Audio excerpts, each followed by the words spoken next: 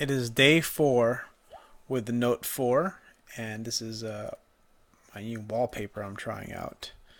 And it's pretty cool. I have to say that one of the things that I'm really starting to fall in love with this, and I'll tell you why as I continue this kind of daily recap, day number 4 with the Note 3.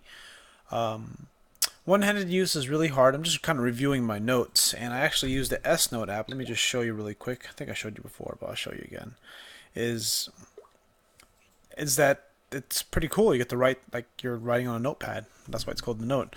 One-handed use is very difficult, so you got to get used to it. There's got to be a kind of a way you need to find based on your fingers and where everything is. Like, just an example, I haven't really even figured this out for myself, is that you look at the board here, or the front of the icons where they're at. There's a problem with these icons is that they're only within a certain distance that can fit with your finger. Typically, where you see the Facebook symbol, you're not going to be able to get everything easily. So basically, within this kind of lower quadrant here, bottom half of the screen, because all these ones here on the outside are going to be pretty hard to touch with a single hand. If you're just looking really quick, you're going to have to use 2 hands. Let's go see here. Okay, so occasionally, you'll pick up your phone while you're driving. I don't recommend this. And maybe you want to check a text and you want to, do a quick reply, or you're just, playing with an app that you probably shouldn't, but we all know that. So as a positive note, it's going to definitely prevent you from using your car and the phone quite a bit, because you can't really use it.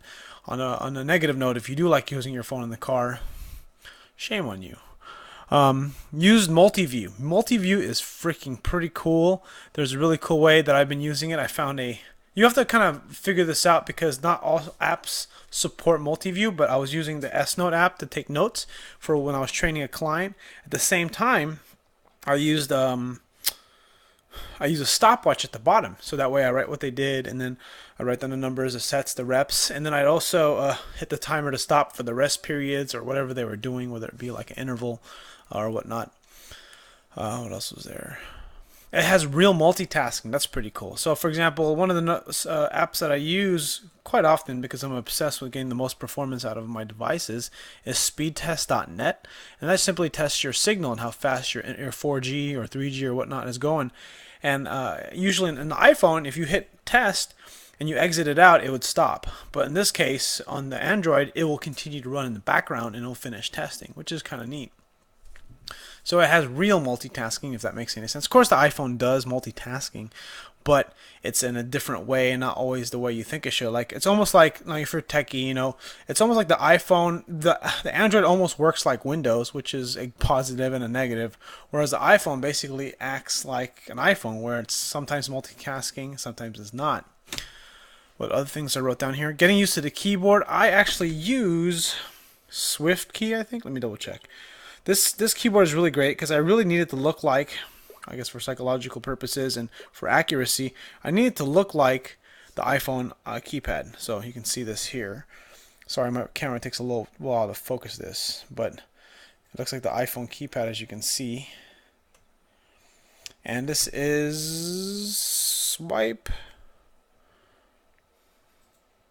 SwiftKey. Sorry, I'm using SwiftKey. So you can see that there. I'm using SwiftKey as my primary app for my typing or whatnot, and it's really fast. It works great.